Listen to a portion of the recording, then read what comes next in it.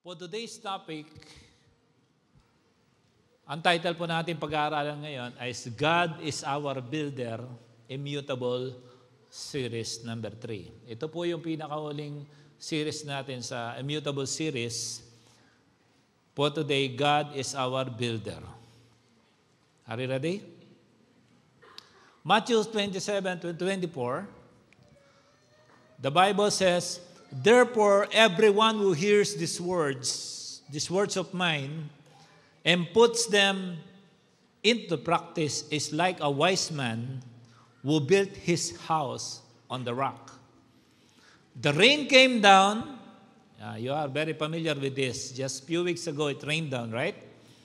The rain came down, the streams rose, and the winds blew and beat against that house, yet it did not fall because it had its foundation on the rock. I am very, very certain for this, what I'm saying, because we've done many foundations in my life. But everyone who hears these words of mine and does not put them into practice is like a foolish man who built his house on the sand. The rain came down, the stream rose, and the winds blew and beat against that house, and it fell with a great crash. Sabi natin, great crash. Parang G-crash. No? Parang G-crash. So sa ibang book naman, from the book of Luke chapter 6, verse 46 to 49, sabi ng Bible, "But why do you call me Lord, Lord, and do not do the things which I say?" You know how powerful to say, Lord? Ibig sabihin, Panginoon. Ibig sabihin, Diyos natin. Pag sinabi mong Panginoon, He is sovereign over you, He is in control, and He has the final say. Ako, noong nagtatrabaho kami, binigyan ako ng posisyon na isang departamento na under ko yung management sa department na yon sa isang project. Pero pag dumating yung corporate manager namin, meron akong sinasabi sa kanya, sabi ko, "Boss, what can you say and what you want me to do?" I know the spirit of submission because he knows when I submit,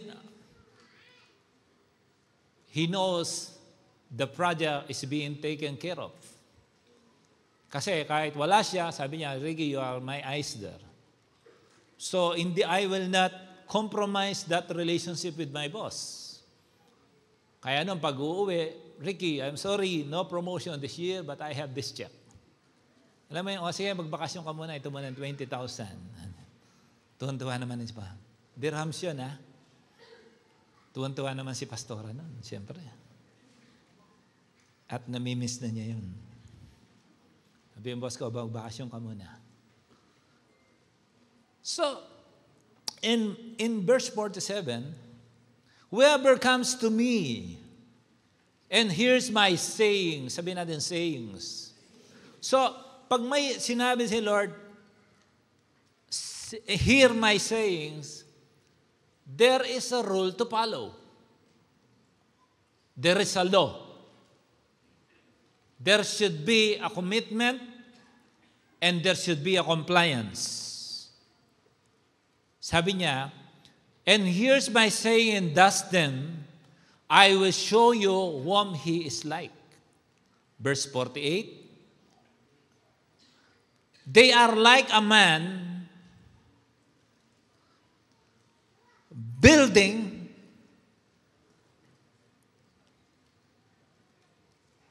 Parehas tayo ng translation?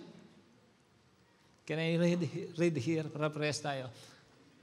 "They are like a man building a house who dug down deep and laid the foundation on rock. When a flood came, the torrent struck that house, but could not shake it because it was well built." You know, well built. We have done, kung sino yung mga taga Cavite sa inyo, we have constructed the Phase 4 of EPSA, Export Processing Zone in Cavite. It's my junior year, and they let me handle a very big project. It's really very big. It's a big treatment plant, and I was the assigned inspector on that project. We are the consultancy side. Then, when we are constructing the project, I don't know why whenever we compact the soil, it's not passing. Kasi dapat i-compact mo yung soil, alam na mga sa laboratory. There should be a 95% compaction na tinatawag. Without reaching that compaction, you are not allowed to put any structure or foundation of that soil. So, whatever we do, it's not really passing. So, we investigated what's going on. We don't know that it was a mistake during the design that there is a traversing river under that structure where we need to build it. So sa madaling salita, meron palang dating ilog na hindi nakita. Sa inukay namin yon. Lumabas ang mga putik. Recommendation, hundreds and hundreds of trucks of boulders na itatambak namin doon, hanggat sumisipa, hindi tumigil ang tambak. Until we put all the necessary soil on top, we compact it. After passing, it's time to put our foundation on top. That's the time, doon pala kami nakapag-umpisa nung dapat na trabaho namin. And at the age of 21, kung corrupt ako, milyonaryo na ako noon. Sana hindi ako nag-Dubai. You know why? They told me, they want to add more receipt. Just certify it, kami nang bahala. Sino makakapag-check nung tinapon na bato-bato doon sa ilalim? Kundi, talagang, basta nag-usap yung inspector tsaka yung supplier, tapos na. Kung magdagdag sila ng 3 million doon, wala naman magawa ang gobyerno. Kasi nandun yun. O, sige, 1 million, 1 million, 1 million. May 1 million na. No? Pero salamat sa Diyos, siguro kahit di pa ako born again, may nananalangin na sa akin. Yes, I believe that and I confess that kikitain ko to. Madali talaga maging milyonaryo kapag ikaw ay inhinyero at may meron kang government project. Kung patent 10 million lang, wala yan. Madali yan. Okay? Pero kung patas ka, mas masaya magiging buhay mo. Amen. Sabihin mo sa kasi mo, maging patas tayo. Amen. Malakas lang kami talaga nun sa manok. Yan. Lagi may supply kaming manok. Then, after that, that's the time we started to construct the foundation. And to make it short, natapos yung project, hanggang ngayon naman nakatayo siya. I do believe if we bypass the necessary compaction, that project will surely collapse. Kasi tubig yung ilalaman nun eh. Tapos moving.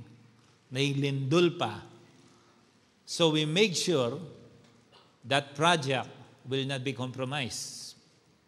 I hope nakatayo pa rin. Actually, merong isang gustong dayain doon, talagang pumalag ako.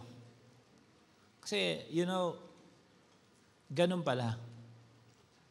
Pag may puso kang pinabuti ng Diyos, kahit konti, nakakarinig na ako ng about sa mga preaching, nakakarinig na ako about kung paano matakot sa Diyos.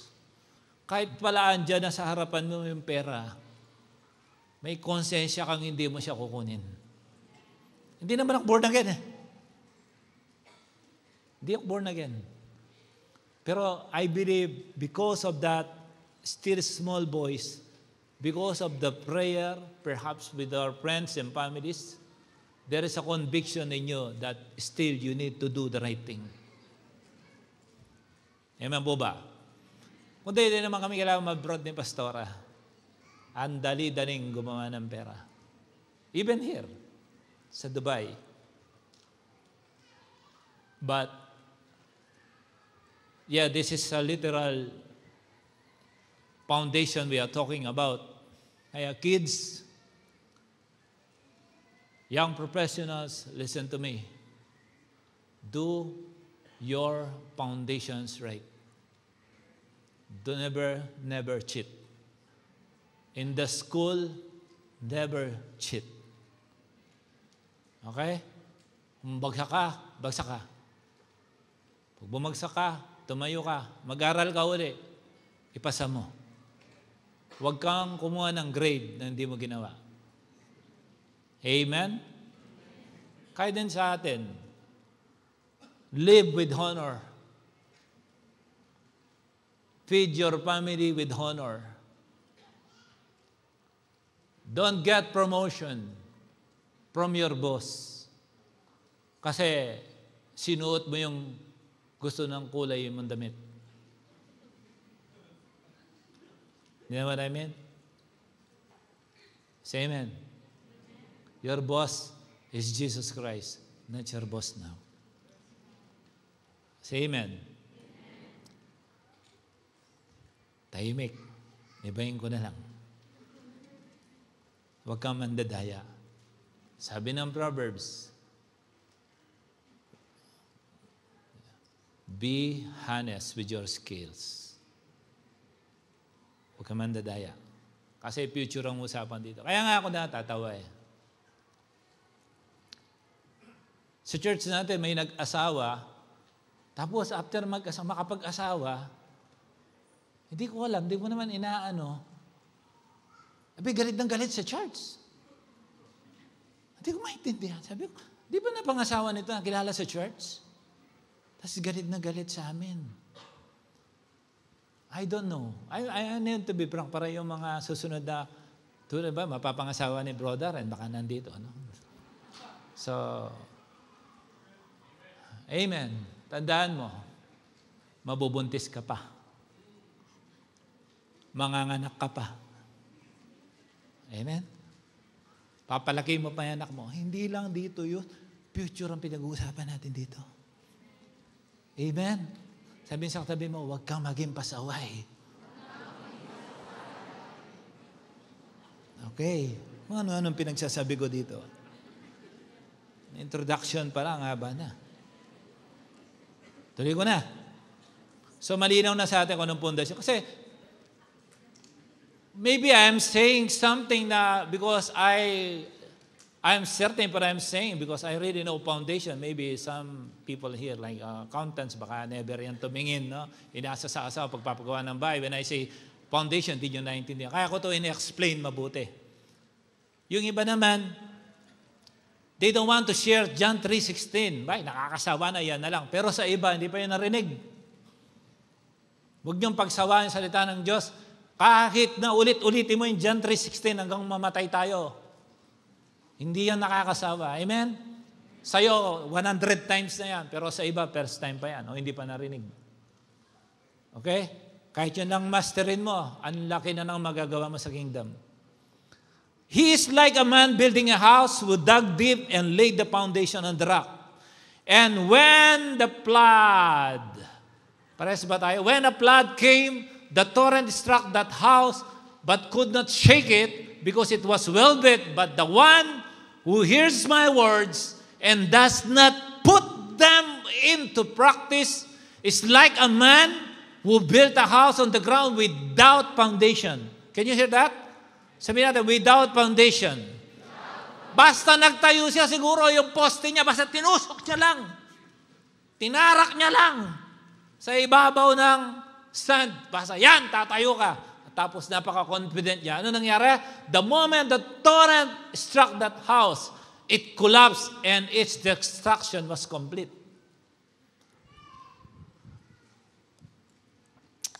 You know, the most difficult to preach in the pulpit is tithes and offering. Say amen. It takes a courageous preacher or a speaker to teach giving. Say amen. Ginawa namin yan eh. For almost 1 year, we don't preach tithing. Baka umalis mga tao. But you know, people's development and promotion was suppressed. One time, binulungan ako ng Holy Spirit. Tinig ko talaga sa tingin ko, ang yabang mo. Why? I want to bless my people. Why can't you preach the word? Parang, you coward. Si Pastora, mahirap preach sa amin yan. Mahirap i-preach yan. But that's the foundation eh. That's the foundation. Sabi ko nga nung pumunta kami sa Dubai, talagang saksa kami, dami ng utang. Talagang pinalabas kami ni Lord sa Pilipinas. But a short period of time. Sabi ko nga, Pastora, congratulations. I came 30 on 3 years, bayad ang utang, and we reached our first million. That never happened in my life in the Philippines. Plano pala ng Diyos na pumunta tayo dito, pero kailangan i-settle natin.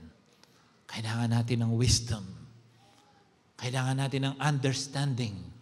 Then dumating na yung mga iba't ibang mentor, how to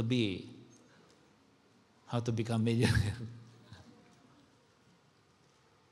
Unang-una, sa foundation ng Word. If your life is not founded with the Word of God, this is what will happen to you. I'm very frank of this. Hindi na ako baby Christian to say these things. I'm certain what I'm saying. Without your life, your finances, your family, your health being founded by the Word of God. Foundation comes from the root word founded.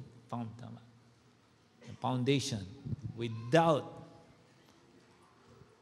placing everything on the rock, all your dreams will collapse. It's just a matter of time. And this is very difficult to preach, but we need to be full of courage to preach the truth. Anyway, katulad nun, there is a rule.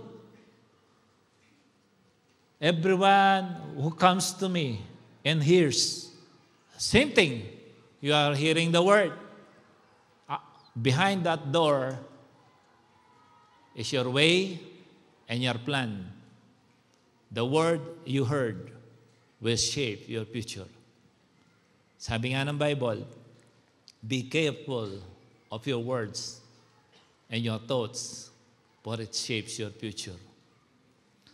So ano mga mapapag-aralan natin? Look at this.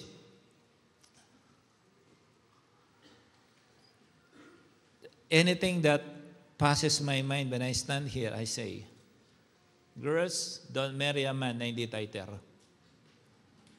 Okay? Tanda mo yan. One day, hindi kayo mapapariband. If this is your first time to hear this kind of message, if it's offending to you, it takes maturity. We are not forced to do it, but let faith develops until the Lord establishes your faith to do what the Word says. Hindi by force. We never did that. Okay? Pero kasi, galing na kami dyan. We've been there. Si Pastora nga nun preaching is not about tithes. No? Si Pastora nga, ibibigay niya ngayon, ay bukas na lang. Pwede naman, di ba? O kaya, yung eksaktong, o kaya mamaya na lang, ganun. Oras lang. Doon dapat niya i-drop niya. biglang nagkasakit, doble ang nawala. I remember that. Kasi accountable na kami dahil alam na namin ang word. Kung hindi mo pa alam yung word, okay ka pa siguro. No? Kaya lang wala kang laban. Baga sa boxing, patay ang ilaw, yung kalaban mo may night vision. Ikaw suntok ka ng suntok. No? Yung kalaban mo may night vision, alam niya kung kahit siguro light welterweight, kaya niyang patombayin yung heavyweight eh. Kung patay ang ilaw eh.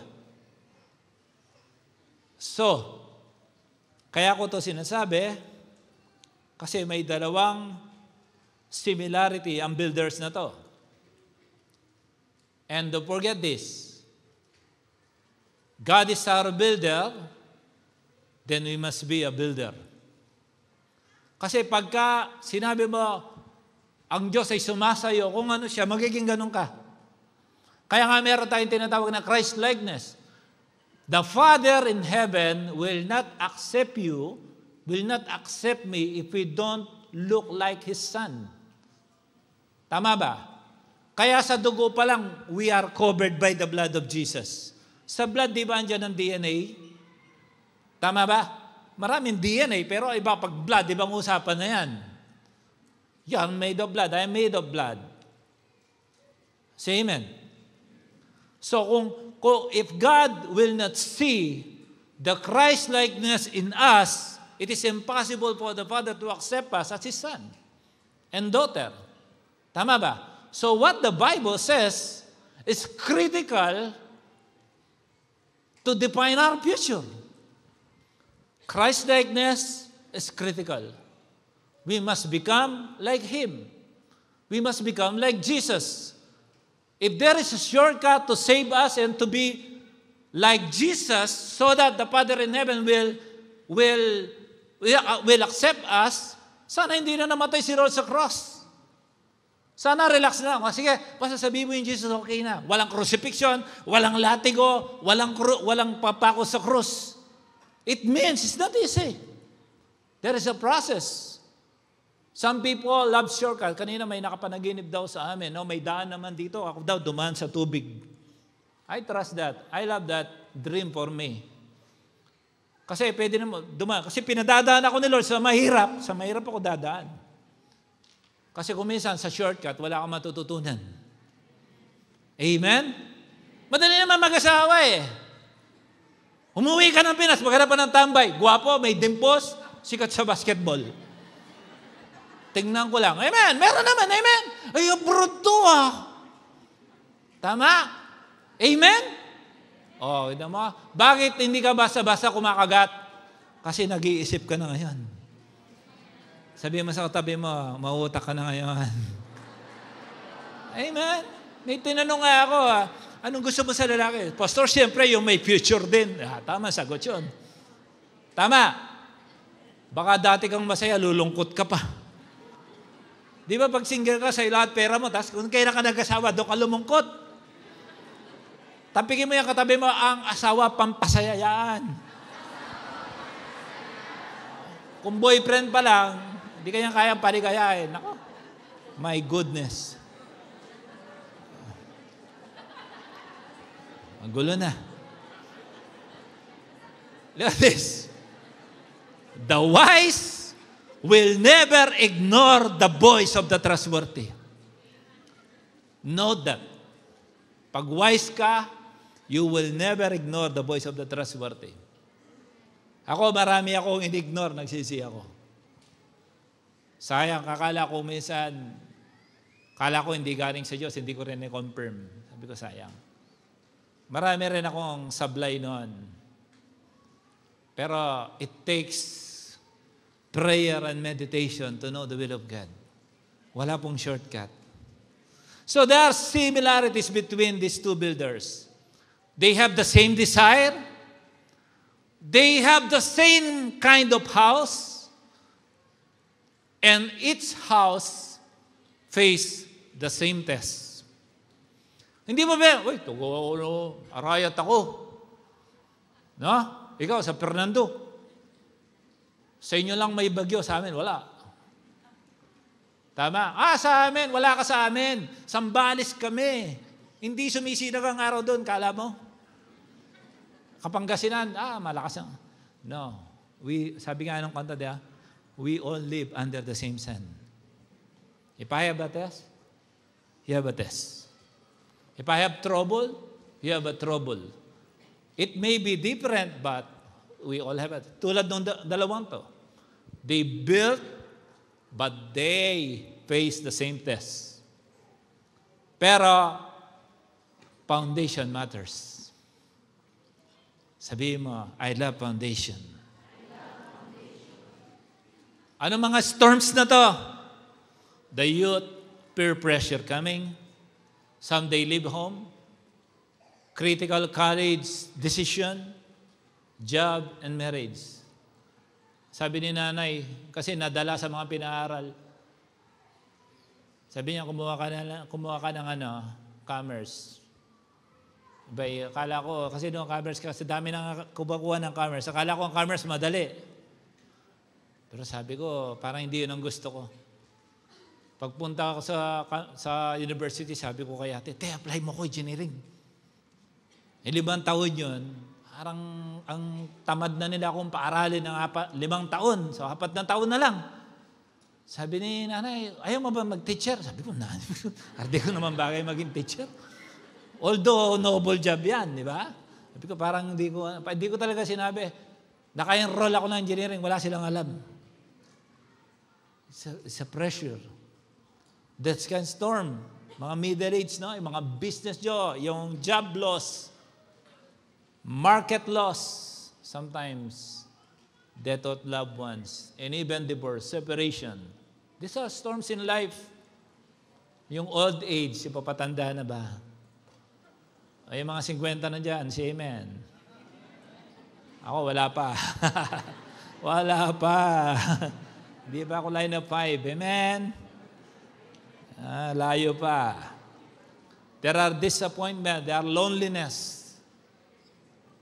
But pinakamatinding test sa atin lahat, when it comes to judgment of God, will our house withstand? Do our foundation standing on a solid rock? Ikaw ang makakasagot niyan. Sabihin mo sa katabi mo, pag foundation, baby mo yan. You know, when we talk about foundation, it's not about Bible. It's not even about Jesus. It's about obedience. It's about, will you erect your house on the rock or on the sand? Alam mo, ang expectation mo, merong lifespan yan pagka when you constructed the building or even towers, no? There is a lifespan. Ako, bilib ako sa mga building sa Carriedo. Nakabitin na lang isang bakal, buhay pa rin. May nangungupahan pa rin. Amen? Kasama mo na natutulog yung mga paniki, mahal pa rin ang renta. Iba sa Maynila. It's about your obedience. Sabi mo sa kabila mo, obedience matter.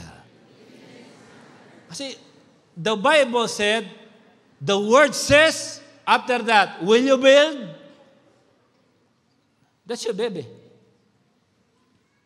So may batas dyan. Okay? Why do you call me Lord, Lord, and do not do what I say? Pa-Lord, Lord ka pa, tapos pag sinabi ko, ayaw mo naman sumunod. Puro tayo last days, pero kailangan, pag sinabi mo, Lord, sumunod ka. Masakit ito. Pero kailangan. Pundasyon ang usapan natin dito I don't want anyone to be caught with surprise. Alam mo, this is the difference. This is the difference. If you have the Word, you are true Christian, you are born again, bumagsak ka man, makatayo ka. Mayanig. Hindi ko sinasabing hindi mayayanig ang structure mo. Pero konting crack lang yan, di magkukulaps, pwede pa rin yan tirahan. Say amen. Okay. So ano sabi? As for everyone who comes to me, are you coming? And hears, are you hearing? My words and puts them into practice. Napaka-critical niyan. Kaya ako minsan, nakikita ko, tapos ng ininyero, trabaho, nurse. Yun namang nurse, engineer. Meron ko nakita, accountant, contractor. That's good. Pero pag ito yung course mo, ito yung tinrabaho mo, ang ganda. Alam mo ang pinakamagandang employment? Masscom ka, tapos cell leader ka pa. Di ba? Yung mga masscom dyan, sabi ng amen. Wala. Oh. Palakpakan naman natin si Lord dyan. So now we understand in a very short message, we have a deep understanding that the house needs to be built on the rock. Sometimes, if you are lazy to dig, who dug down deep. So, trabaho to. No? Dug down deep and laid the foundation on the rock. It means, when we construct, until we reach the hardest surface, sa Maynila, madali, no? Rock agad ang tatama mo sa Maynila. Kaya sa Maynila, hindi nakikita sa Pampanga, wala kang makikitang 50-story tower. Kasi depende yan sa foundation, depende yan sa soil. Talaga, ang area na to, bawal tayuan ng high-rise. But it is still possible. Okay, meron dyan, okay, yung bumabare ng ganon, gawa naman sila ng friction pile, pero sobrang mahal. Just to erect a big tower. Sobrang mahal. Hindi siya visible. Kung minsan hindi mabebenta yun kasi sobrang mahal. That's the reason. Pero ito, sabi niya, hindi kailangan. You need to dig. You need to dig. Down deep. It's na sinabing shallow and lay the foundation on the rock so that when flood comes, lahat ito, familiar tayo, no? When flood came, the torrent struck that house to shake it. You cannot avoid shaking. Say amen. Marriage, you cannot avoid shaking. Family, you cannot avoid shaking. Finances, job, health, you cannot avoid shaking. Business, you cannot avoid shaking. Ministry, you cannot avoid shaking. Discipleship, you cannot avoid shaking. Everyone, everything will be tested by shaking. Even your very love,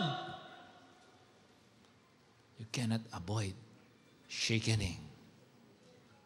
Even the life after I do, you cannot avoid shaking. Only the foundation of the Word can make you strong.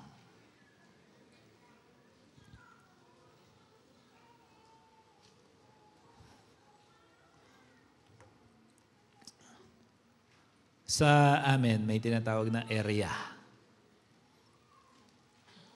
Angeles City.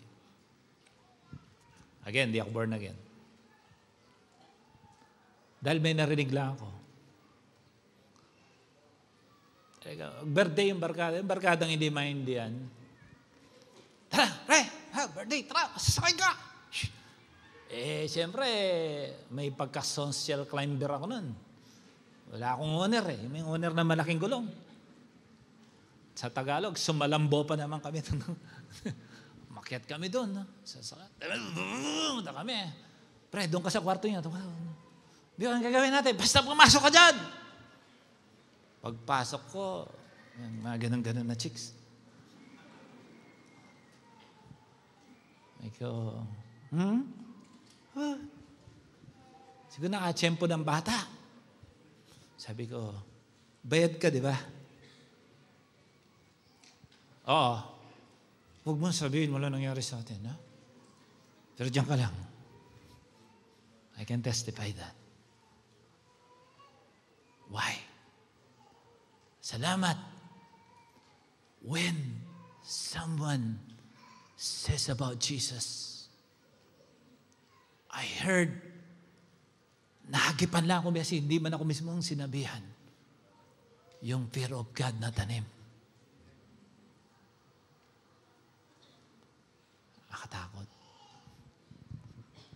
sumuway kasi narinig ko na ang salita ng Diyos. Again, hindi pa ako born again. What more kung nakaupo ka dyan? Sabi mo sa katabi mo, hindi puwit ang nililigtas dito.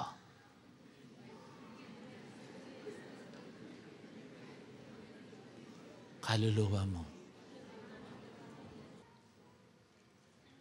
May babasahin ako at dito magtatapos ang aking message. Sa Zechariah, chapter 1, verse 17 to 21. Are you ready for this? Say amen. Zechariah 1, 17 to 21, this is what the Bible says. Proclaim, Father, this is what the Lord Almighty says. My towns will again overflow with prosperity. Ayun nyo, ha? Ganito yun. Taga-wifi wing ka. Lord, akin yun. Ay, my goodness. Gusto mo mag-bid, wala kang pera? Sino gusto dito ng pera? Ayaw nyo yata eh. Sino dito gusto mong pera? Ay, mahina. Sino dito gusto mong pera? Hindi, gusto ko lang puspus ako. Mag-isa ka. Pagkita puspus ka na, blessed ka pa. Amen? Wealth is what you enjoy. Meron ka lang riches, baka hindi mo na-enjoy yan. Okay? My towns will again overflow with prosperity, and the Lord will again comfort Zion and choose Jerusalem.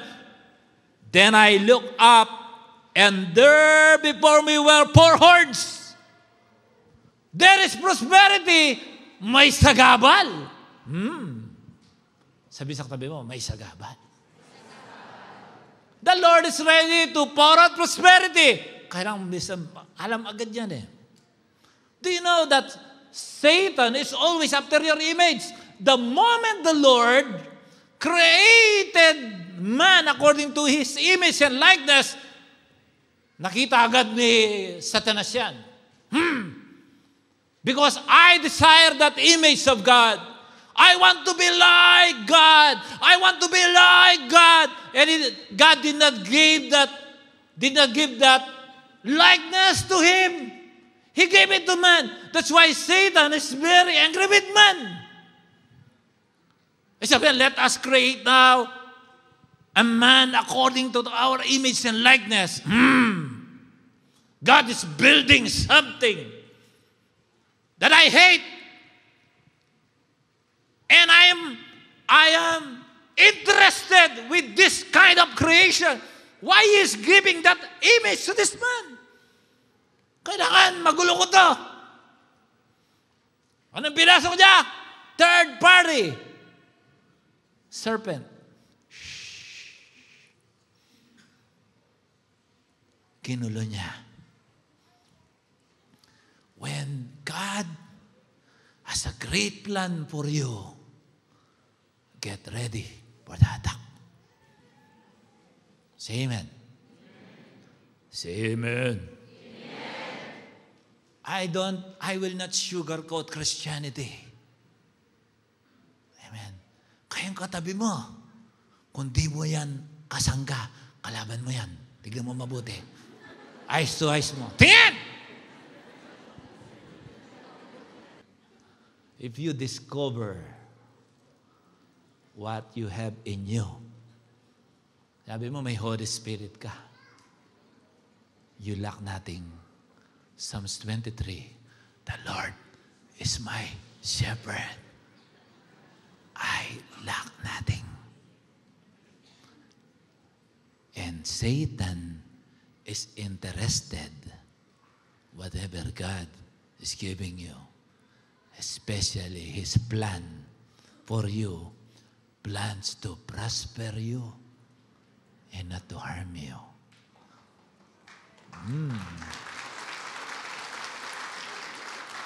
Hindi ko alam ba't ka pumalakpak. Satan is after that prosperity and that harming. And you can only fight to defend your prosperity. You know, prosperity is not always about money. Health prosperous, relationship prosperous, ministry prosperous, finances prosperous. Thank God. Okay, plans to prosper yun. Alam ni Satan yun. Narinig niya yun. The moment when a prophet called me to do this ministry, more than 20 years ago, the devil heard that. Narinig ng diablo yan. Since then, non-stop ang attack hanggang ngayon. But thank God, He taught us to stand on the rock. Mag-shake ka hanggang gusto mo. Kung saan ako nakatayo, hindi yan natitinag. Dapat certain yan sa'yo. Amen.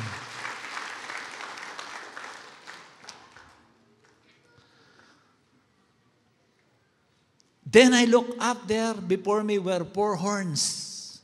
I asked the angel who was speaking to me, what are these? He answered me, these are the horns that scattered Judah, Israel, and Jerusalem. Pampagulo.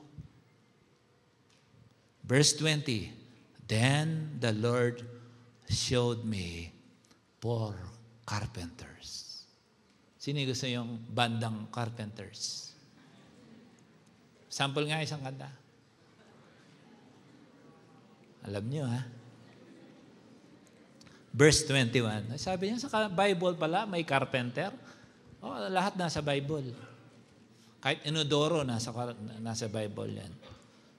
I asked, what are these coming to do? He said, these are the horns that scattered Judah so that no one could raise their head. See that? When you are, yung kahihiyan palagi. Alis na ako dito. Hindi ko may present ang aming family.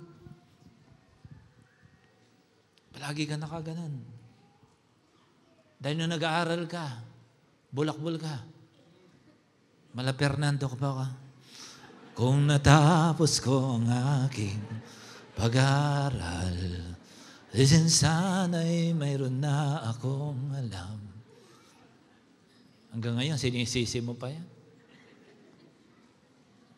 Let me tell you, may kilala ako sa amin, grade 6, milyonaryo. Milyonaryo, sobra. Ang pajero niya, patong-patong. Lahat ng kapatid niya, pinagpagawa niyang bahay. Dami niyang pera.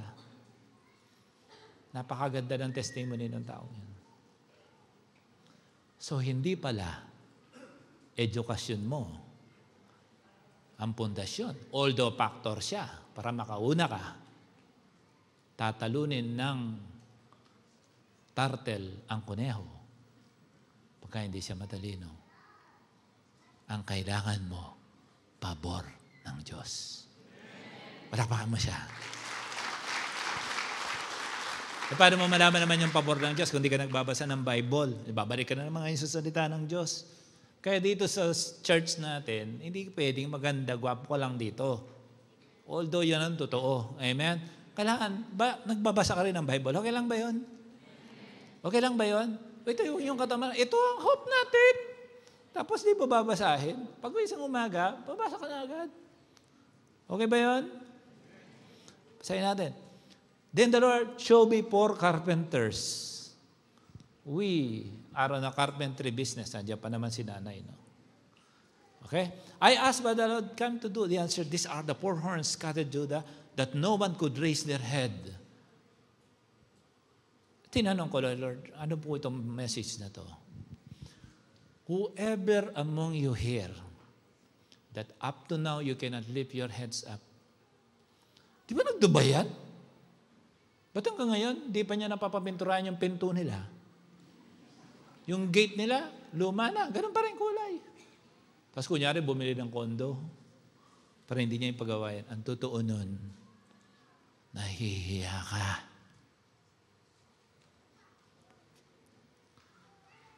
Actually, gusto mo na mag-for good. Hindi ka pa ready. Diba? Okay, naging desisyon mo. Mali. Palagi ka nakaganon. Hinambol ka ng Diyos. Gusto mo ba mula ngayon, baguhin ni Lord ang puso mo, ang buhay mo, para makatingin-tingin ka naman sa ulap kahit pa minsan-minsan o madalas na. Ang sabi ng Bible, these are the horns that scattered Judah so that no one can raise their head. At mula sa araw na ito, may pinapadala si Lord sa iyo na karpentero. Natutulungan ka mag-build. Amen? Ano? Furniture shop na. I grew up with a business. We will buy actually a real tree with the trunk and branches. We cut them. At sa bahay namin, nagkakat sila yung gano'n. Ngayon, machine na. Nakatabas na yan. And behind us, we have our own kiln dry business. So we put all the cut wood, we put it there. Kiln dry. Kiln dry. Para pag inassemble yun, hindi yan atras. Then noon, I remember this. Ang service namin, 3-wheeler. And I am 6'2". Magdi-deliver ako ng kahoy. Minsan sa kayo, nahuhulog pa yung iba. Diyos ko pong buhay ito. Hindi ka mag-aaral mabuti nito. I-deliver ko yun. Uhulog. Tapos sabi ko, pabirang buhay ito. Dadaling ko doon sa magkakarbing. Minamadali ni tatay.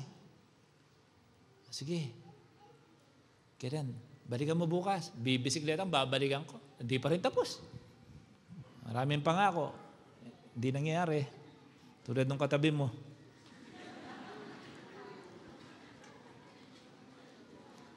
Then kukunin ko yun, ikakarbing. O kaya, sample ng mga kapatid ko, babarnisan, deliver, pera na.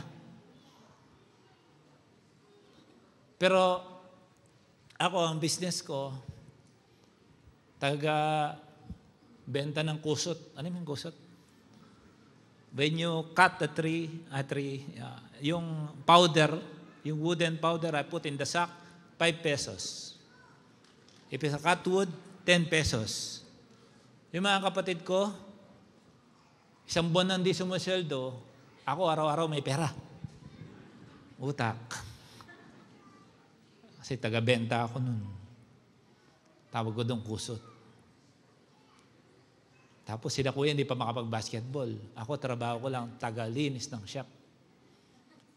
Alam mo, ang ginawa ko, I saw, because my brother learned carpentry, and they don't have freedom. They don't have time to hang out, basketball. I should not learn this.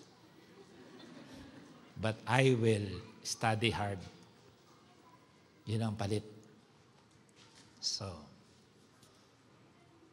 ang trabaho ko, taga-linis. Sabi ng tatay, mag-assemble ka. Hindi ako marunong tatay. Pero first year, second year college na ako. Sige, nantindi ng policy. 5 o'clock, dapat nandun ka. Tapos na magtatrabaho, 5 o'clock. Pag ang tatay ko, 5 o'clock, wala ka sa shop, yari ka. So 4:59, nandun ako, nag-aantay akong gano'n. Kung kailan katirikan, kasarap-sarapan ng basketball, tama? Alas 5, uwi mo na ako. Bakit? Tatay ko, mamaya maglilinis na ako. Tapos ang bilis-bilis ko maglilinis.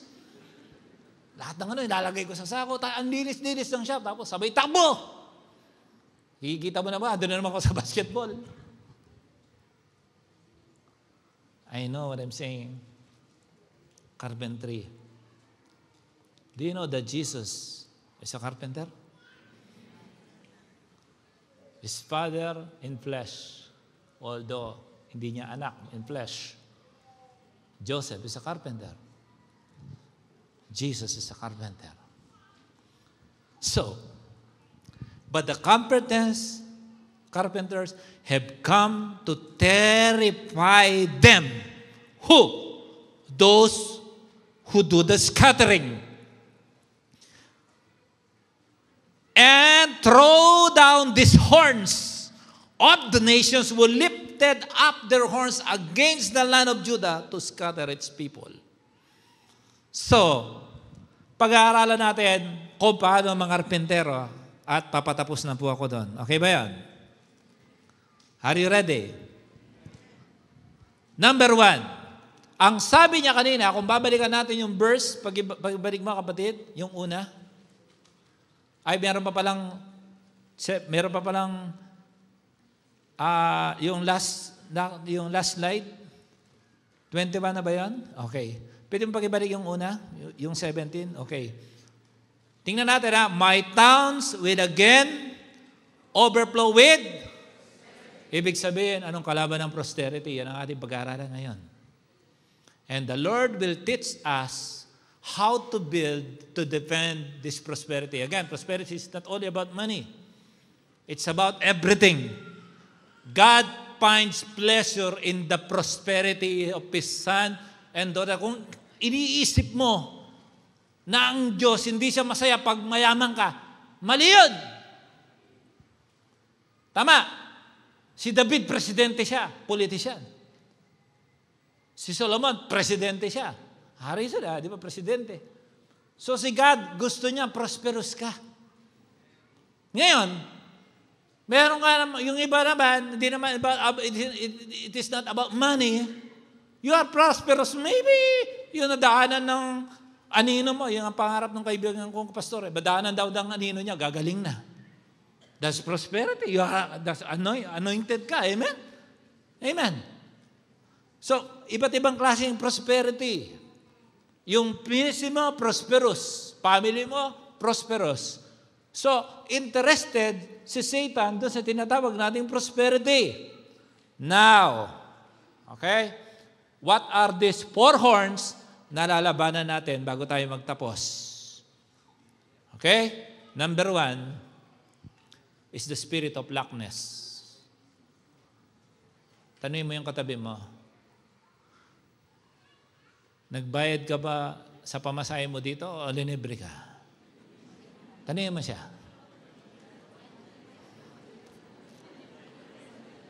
Kung nilibre siya, lay hands po siya in the name of Jesus. I speak millions to come upon you. Di ba? Life and death is about it. Prophesy. Prophesy. Amen. Amen? Para next week, anniversary, may sarili ka ng pamasahe.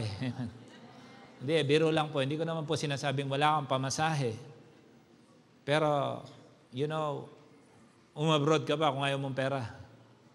Siguro, 1 in 1 million, siguro yung umabroad ka kasi bad trip ka lang sa Pinas. Kasi meron akong kaibigan ganun. Grabe, padala ng pera from Pinas, papunta dito. Dahil lang bad trip doon. Mayaman sila. Joshua 1:8. Keep this book of the law always on your lips. Again, what you hear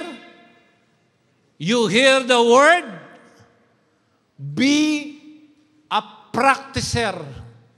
That's Wikipedia. Practicer of the word. A practitioner. Be a doer of the word. Sabi niya, keep this book of the law always on your lips. Kontra Netflix. Meditate on it. May liwanag o madilim. So that you may be careful to do. That's a verb. There is an action to do what? Everything, what? Written in it. Kung walang written, wala kang mababasa. May written, so wala tayong excuse. Everything written in it, then, anong outcome doon? Then you will be what? And, boom! Palakpakan natin ang Panginoon. Pinag-uusapan natin prosperity, nasa meditation of word. Ang dami kong kilalang mayaman, di nila alam kanilang gagawin. I know someone, ang yaman-yaman niya, salaga, ang dami niyang business. Sumakit lang yung dito, ninervyos na. Ang laki-laki ng bahay, nakikitira sa bahay, na butas ang kisame. No, aba nakatulog, nakahiga siyang ganun, takot siya matulog sa bahay nila. Baka daw mamatay, natulog. Nahulog yung pusa sa kanya. Mansyon ang bahay, walang kapayapaan.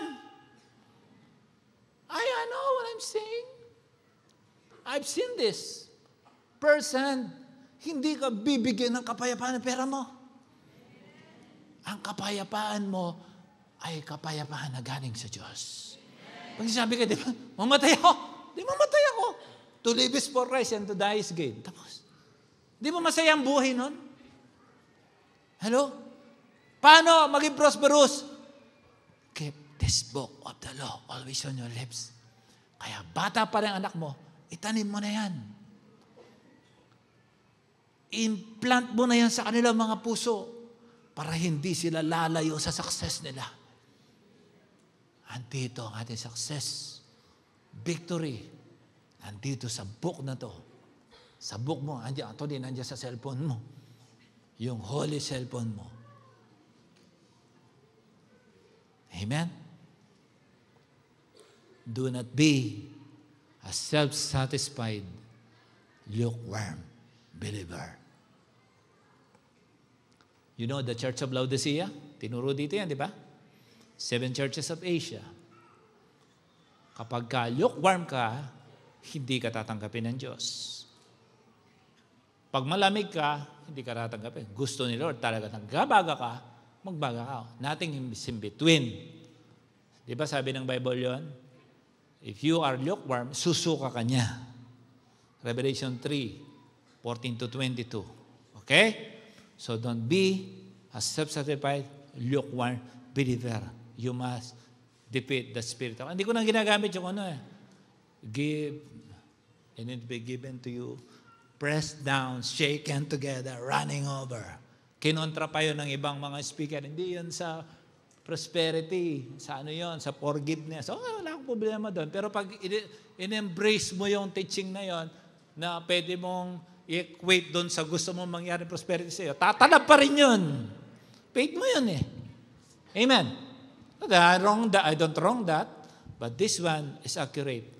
The Word of God, when you meditate it, the Lord will give to you. Di mo naman kailangan ngatin yung balat ng orange. Tama? Yun lang laman. Kailangan pigahin mo yun. Tapos, pag marami na, inumin mo. Huwag ka na magpakahirap doon sa sobrang dami ng orange. Katin mo lang, kunin mo lang yung juice, yun lang kailangan mo.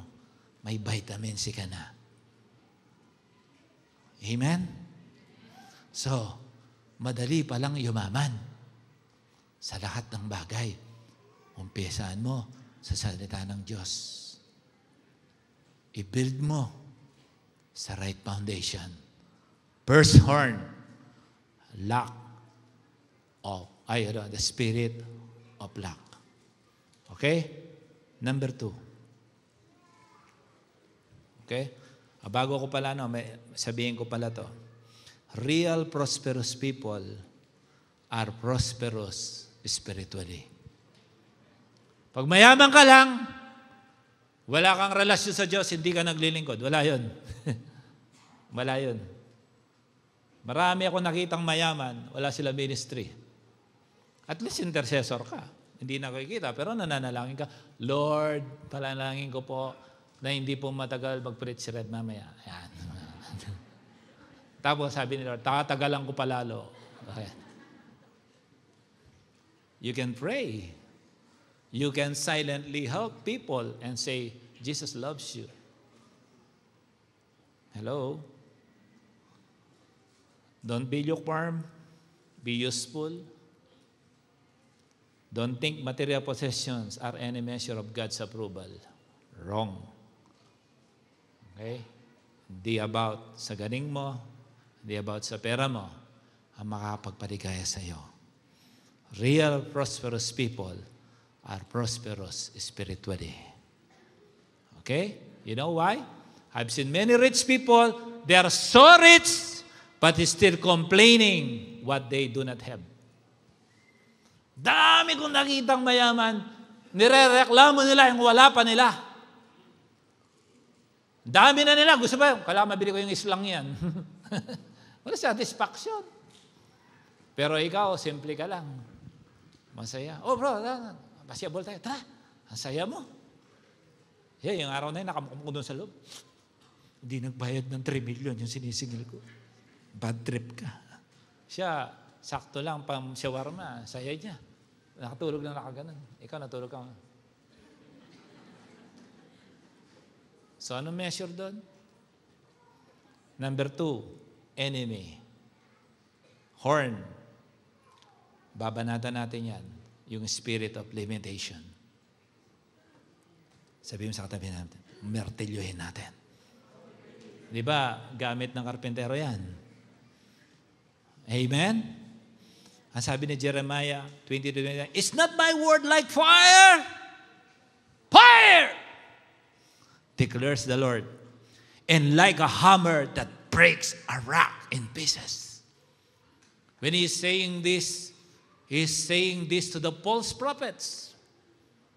Sabi nila, yayaman kayo, basta chillax-chillax lang kayo. Huwag kayong magbasa ng salita ng Diyos. Alam mo, yung sabi, ito ang sinasabi ng Diyos. Thus saith the Lord. Delikado yan. Pag hindi galing sa Diyos, huwag mong sabihin galing sa Diyos. Baka galing sa nabasa mo sa FB.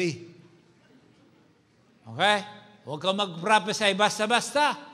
Pero pag galing sa Diyos, sabihin mo. Tama ba? You know the story of an elephant? The youngster elephants from childhood, they put a rope on its feet. And whenever the elephant moves its feet, the trainer, lalatigoy niya, turn back. So, the mindset of the elephant, even if it became a giant elephant, the moment they put a rope, he don't move. Why? The spirit of limitation was implanted in his heart. And in his mind. If I move, he forget who he is. He forget what he became. What we became. Big elephant na siya. He can even demolish the entire house with his strength. But because of the spirit of limitation implanted in its mind, I will follow you. You move. Ganon ka rin ba? Are you full of limitation? Martilyohin natin. If someone told you, someone, they don't need to be a false prophet. Only witchcraft people. People with witchcraft spirit. They transfer to you, they talk something, they say something against you about your future. Ganyan. Then you are already limited. Do you think this? Look at this. Do you imagine a life when you will face God? Do you know that the Lord is an accountant? Someone left with 5 pieces of talents, 10 talents, and 1 talent. The 10 talents should double when the accountant boss come back. The 5 talents should double, it become 10. But the 1 was given 1. What he did, he put it under. He hid it, and when the owner came, he brought back what was given to him without even an interest. The owner is very angry. Anong pakinabang ko sa binigay ko sa iyo? But when people started to implant that to you, you know why people have this spirit of witchcraft? So that you will become like them without productivity. Be careful with these people who try to manipulate you so that you will not be productive.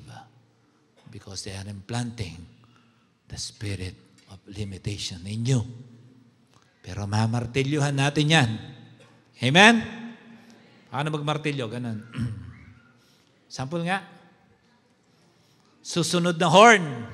Number 3 is the spirit of hindrance. But your many enemies will become like the fine dust. Lagari. Lagari ba? Gamit ng karpintero? Siyempre. Amen. But many of my enemies will become like fine dust. Di ba? Yung lagari. Yung kusot. Yung fine dust. Why? Sometimes, you need only this. You don't need this. The Lord will make a marking line. Then you lagare. When this detached, you can make use of this lumber or whatever you call it. Then you will fit in as a builder because you don't need a certain piece of your life that should not be connected to you. Some are friends, some are people, some are business partner.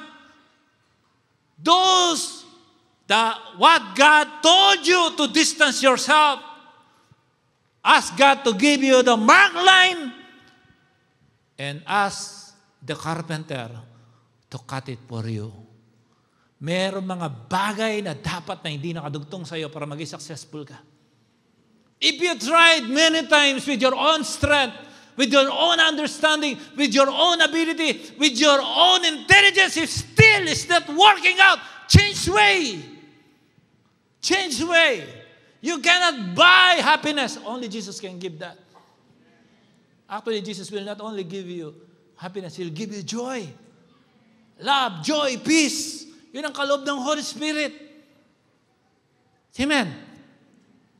Suddenly, in an instant, the ruthless hordes were blown chopped. Suddenly, in an instant, the Lord Almighty will come with thunder and earthquake and great noise, with thunder and the tempest and flaming up at the boring fire. Ganun kayo pagtatagol ng Diyos. Maalis lang yung hindi dapat sa'yo. Sawang-sawa ka na ba sa kalungkutan? Kinukuha mo na lang sa Sepora.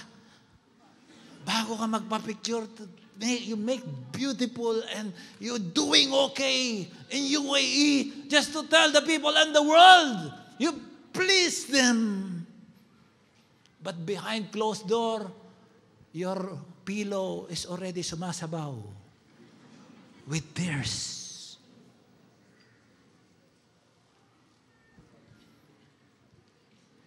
Does the message make sense?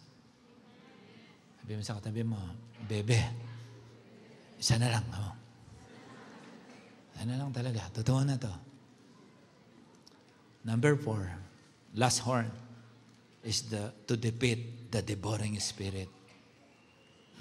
I love this. Sino nakakita ng planer? Ngayon, alam ko na sa English. Noong Thursday, hindi ko alam ano kasi yung pangkatang. Di ba?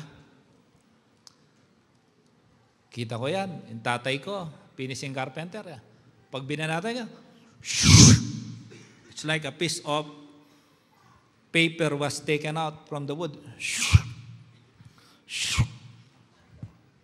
Kita ko, tuwan-tuwa ako. Nung itry ko, hindi ko kaya. Wala nga training eh. Sabihin sa katabi mo, yung gaspang mo dapat kuminis.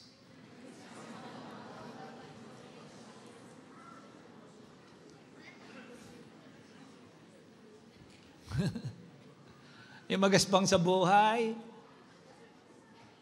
Amen? Sino dito ang gusto niya magaspang sa buhay niya mawala? If you want your roughness in life to go away, even the disciples with Jesus, they encounter a rough sea. They need Jesus. Jesus, don't you know that we are going to the road, they will die? Sabi siguro ni Lord, kayo lang. Paglabas niya, sabi, hoy, calm! And the sea, calm. When Jesus went on board, the raft becomes smooth. Amen. If you are experiencing roughness and God is establishing with you today, how being a builder that is in you, the Holy Spirit that is in you, He will establish the finest way to become a builder of a great foundation that cannot be shaken. Started from the night. Kung saan, ganito. Where the devil see you, or where the devil attack you, that is your excellence. Do you know what I mean? Kapag ka, tulad ni Satan, he attacked Adam and Eve because he interested with the image. Tama? Tama. If the devil attacks your finances, it means you have your finances have something to do for a great mission, for the ministry. Pag inaatake ni Satanas ang mukha mo, ibig sabihin, pang-asher yan. Amen? Paano kung mag-aasa? Nagka-pimples ako. Na-junal sunburn ako. Ayan. Di ka kasi nag-attend, nag-beach ka. O yan tuloy, di ka makapag-usher. Where the devil attacks you, usually, most of the time, that is where your area of excellence. Pag ina-atake yung pera mo, sure ako, giver ka. You know why? If not, if the devil don't attack your money, okay? It means you are not right with God and He'll give you more. So that lalo ka na malulong. Sa kakahabol mo sa pera, darating siya, wala ka sa Kanya. Amen. If the devil attacks your health, there's a reason. If the devil attacks your partnership, husband and wife, there is a mission for that. If the devil attacks your children have high calling. Kung saan ka inaatake, doon ka gagamitin ng Diyos. Kaya mag-ingat ka. Start, children, put them on the rock foundation. Finances, rock foundation. Business, rock foundation. Ministry, rock foundation. This ministry, if it is not on the rock, Valerio rock, that's nothing. Jesus is the rock of the church. Palakpakan natin siya. This is not Ricky LLC. Kay Lord and Church na to. Sabi mo, church natin to. Okay. Now, David, then he took in his staff in his hands, choose 5 what? 5 what? Smooth stones from the stream. Put them in a pouch and his shepherd's bag, and with this sling in his hand, approached the Philistines. You know the story. You know the story. And why smooth? Because when you are rough, God cannot use you. Kaya, pangaugali mo magaspang, ang hirap mong gamitin sa ministry. Amen? Yung nagpa-practice kayo sa music, ikaw yung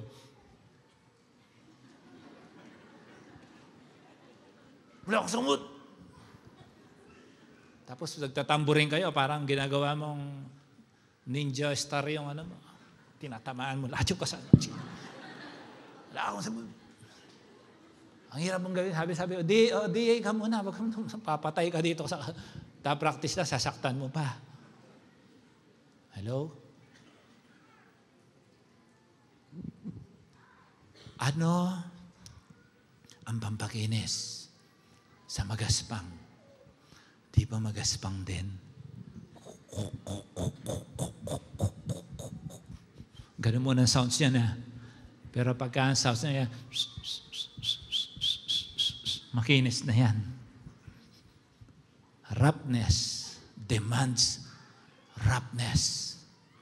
so that God can smoothen. You know, sometimes, roughness, sabi mo, roughness comes into your life so that God can smoothen you. Palakpakan natin siya. Can you all stand up, please?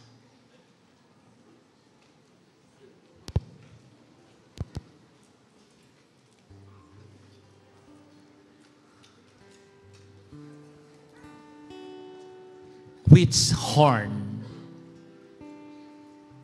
with the aforementioned attack in your life, you know, I love the practicality of the message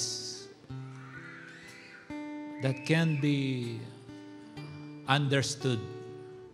Hindi mo kailangan mag-masteral, doctorate. Ako, I love messages na simple lang. Ayaw mo si Lord, kunin mo yung tali, ihagis mo.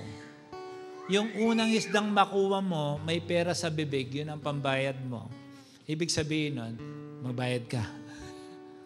At ako ang provider. Simple lang. Di ba maintindihan yun? Aasa ka sa Diyos. You need to hear the instruction. What is instruction? Throw your net on the right. Then don't throw on the left.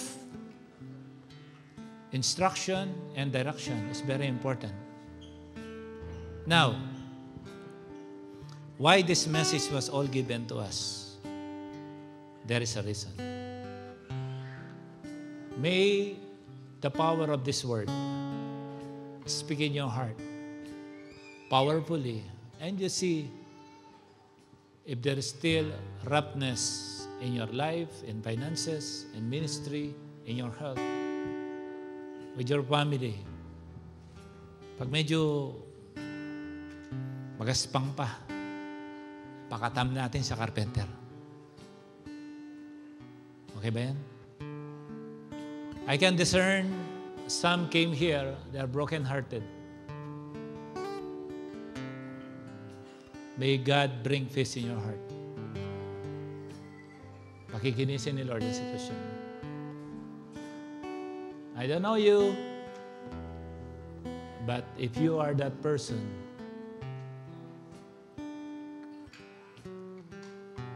naway tanggalin ng Diyos ang kagaspangan ngayon sa buhay mo.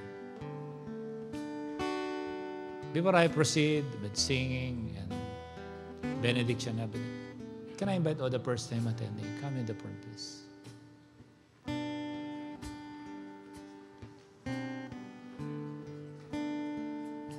Sige po.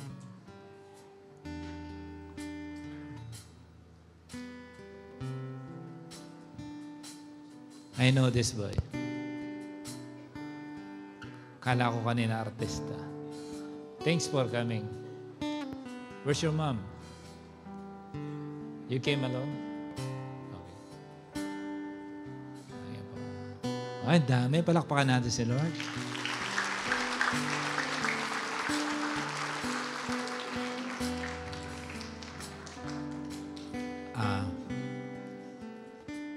Total, puro naman Tagalog. All Filipino muna, PBA na. Gusto ko lang ipaalam sa inyo. Simula ngayon hanggang Sunday, si Lord may gagawin siyang himala ng kagalingan. Hindi ko kayo kilala, pero kilala kayo ng Diyos. Ano, iba't ibang klaseng kagalingan. Physical, mental, emotional. Hanggang, pwede pa tayong gamamaya, pwedeng umiyak dito at may tissue kami. It means, one-on-one to kay Lord. Okay? I don't know you, but I guarantee you are the outcome of our prayers. Pinagpe-pray namin kayo. Hindi nyo pa alam yun, pero ngayon alam nyo na. Pero kung nangusap sa inyo, ang mensahe ng Diyos, pasensya na kayo mahaba-haba. Isa lang masasabi ko sa inyo, mahal kayo ni Lord. Anong pangalan mo, sis? Sis, what's your name? No, ito. Sister, what's your name? Jesus loves you. Okay? Now, ganito. Yun na kasi nakakatap sa prosperity at saka success. Siyempre, yung anak ng Diyos. Halimbawa, ako may pag-aari. Siyempre, magmamana nito, anak ko. Diba? Si Kimberly, si Joshua, si Kaina. Anak ko yun. Ganon din ang Diyos. Madali niyang i-draw sa inyo ang prosperity, success, and anything na kailangan mo ngayon. Kailangan maging anak ka muna niya. Tama ba? At siya ang ating Father. Kaya tinuruan tayo ni Jesus, di ba? Our Father, who art in heaven, holy be your name, thy kingdom come. Ang umpisa, our Father, ibig sabihin, magkaroon muna ng relasyon. At good news, sa araw na ito, may establish ang relasyon natin sa Diyos. Simple lang. Hindi ka nagbabago ng reliyon. You are here for a relationship, tama? Di ba pag sinabi mong Father, may relasyon ka? Tama? Sabi mo, anak ako ng tatay ko. Siyempre, no? Ako, anak ako ng nanay ko. Pero si Father, kailangan maging anak kaya para maging son ka. Okay lang ba yon? At hindi po to experiment, Bible din. Ang nagsasabi, siyempre pag anak ng Diyos, dapat ligtas ka. Tama. Hindi pwedeng anak ka ng Father in heaven tapos hindi ka ligtas. Ngayon, kunin natin yung guarantee ng salvation by opening our hearts and being true to God.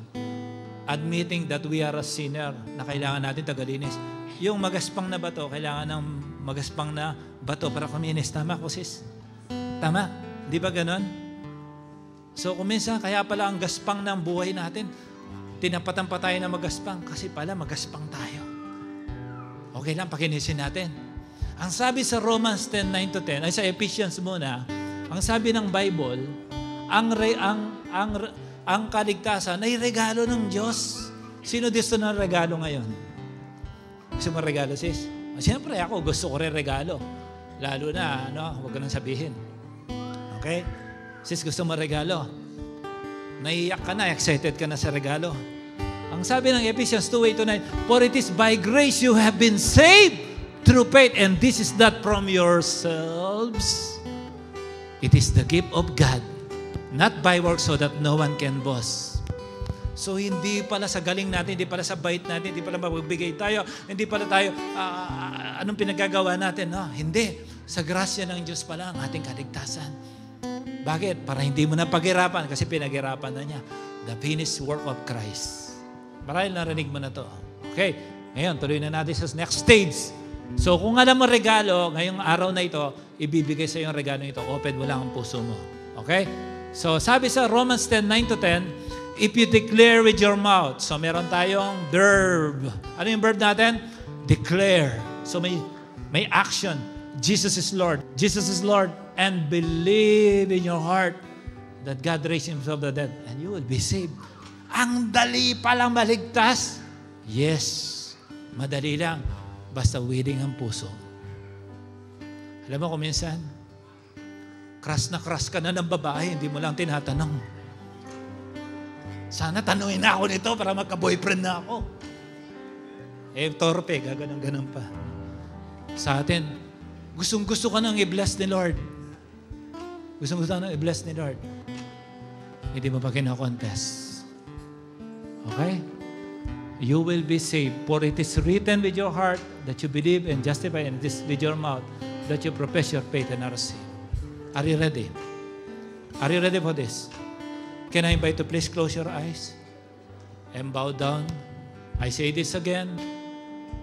Walang religion dito. It's about your relationship. And I pray you open your heart. Kung yung kasalanan mo mula noon hanggang ngayon, gabundok, pumatay ka, nagnakaw ka, nang-rape ka, nandaya ka, nagsinungaling ka, gabundok, one shot, one scoop of the grace of God, aalisin lahat ng iyong nagawang kasalanan. Are you ready? Simple lang. Pag dinigtas ka na ni Lord, dinigtas ka niya. Kahit nagkasala ka kahapon, kahit dinaya mo yung asawa mo kagabi, Kahit na-contaminate yung relasyon nyo, sa araw na ito, pag pinatawad ka ng Diyos, huwag mo na lang uulitin. May bagong buhay ka na. Sabihin mo, repeat after me, sabihin mo, Jesus, sige, kahit hindi malakas, pabulong, dinig ng langit yan. Sabi ng Bible, declare with your mouth. Sabihin mo, Jesus, inaamin ko na ako'y makasalanan. Malapit ako sa iyo at dinedeklara kita na Panginoon na ng aking buhay simula sa araw na ito.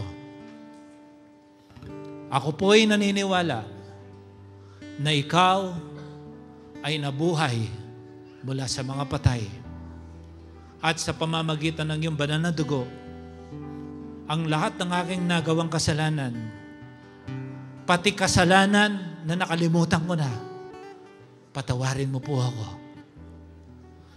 Banal na Santong Espiritu, sige sabihin mo, Banal na Santong Espiritu, manahan ka sa aking buhay at maghari ka magpakailan pa man. Ako po'y naniniwala na mula sa oras na ito, ikaw na ang aking ama at ako na ang iyong anak. Ay ako na iyong anak. At naniniwala ako na ang aking pangalan ay nakasulat na sa aklat ng buhay. Sa pangalan ni Jesus. Amen. Close your eyes. Close your eyes. Let me bless you. In the name of Jesus, according to the power of the Word, I speak life in your relationship. I speak life in your health. I speak healing in your health in the name of Jesus. Whatever sin and not sin in your body, I declare healing from head to foot. Over your life, over your body is a God that heals. According to thy word, by his wounds we are healed. Every healing in the name of Jesus. I remove every conviction in your heart. I speak the path from your heart to God's heart to be accessible from today, na hindi mahirap lumapit sa Diyos. Kung ikaw ay under ng kulam na hindi mo alam, pinapalaya kita ngayon din sa pangalan ni Jesus. By the power of the blood of Jesus. Lahat ng sumasakal sa iyong finances, kinakalas ko sa pangalan ni Jesus. Lahat ng paghihirap mo bago ka dumako dito sa lugar na ito, pinapalaya kita sa pangalan ni Jesus. In the name of Jesus. Lord, let your powerful blood protect the outermost and innermost of these men and women who came here today, giving their trust to you. Lord, you will not fail them, that this established relationship with you from today come into effect, and we evict every work of the devil in their lives in the name of Jesus, Son of the living God, that all the mentioned prosperity and success that we just read, and the powerful four carpenters that is already in action with their lives, already took place and enforced in their life in the name of Jesus, Son of the living God. Maraming salamat. Even the very sickness, salamat Panginoon. Pinagkakatiwala ko sa iyo ang bawat isa na ang kapayapaan na nasumpungan nila dito ay taglay na nila sa kanilang mga buhay. In Jesus' name. Amen. Everybody, let's raise our hands. Raise our hands. Do you trust Jesus? Can I say this? Do you trust Jesus? You want Him to take over your lives? And learn His Word. Meditate the Word day and night. He'll never fail you. His Word is true. Just close your eyes.